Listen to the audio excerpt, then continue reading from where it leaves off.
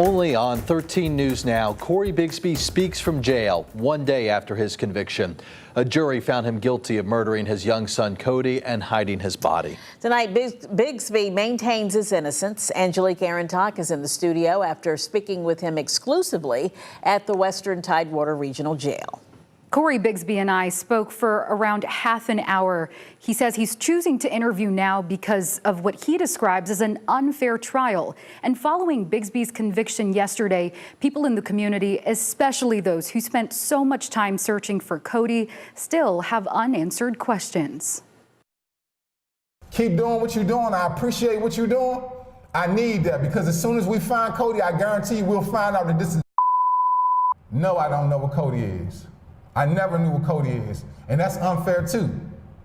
How you gonna say that I confessed to something? If I confess to it, then I'm telling you, hey, this is where my son is. You should have been able to go get him then, and it should have been over.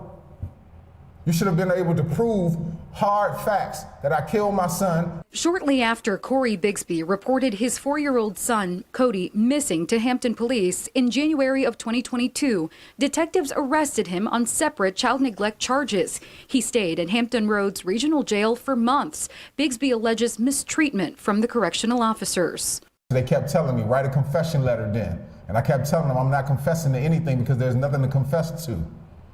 So I said, okay, I'll write a letter, because they were telling me what to write through the intercoms. They were telling me what to write down on the paper, and I was telling them I wasn't going to write it. It went from that to them telling me specifically to write certain things that I wrote in the one letter that was X'd out.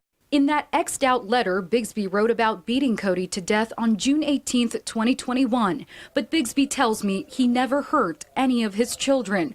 One of his sons testified against him during trial last week. The now 7-year-old said in court, Codi looked dead on the bed in an upstairs bedroom. And all of a sudden my son come and say some stuff that was coerced, knowing my son never seen his brother land anywhere lifeless, none of that. Oh, I definitely was wrongly convicted. This is trash. Bigsby's sentencing is set for June 18th of this year. He faces up to 45 years in prison. Back to you. Angelique, thank you for that interview. And you can watch the full interview with Bigsby on the 13 News Now YouTube channel and the 13 News Now Plus app.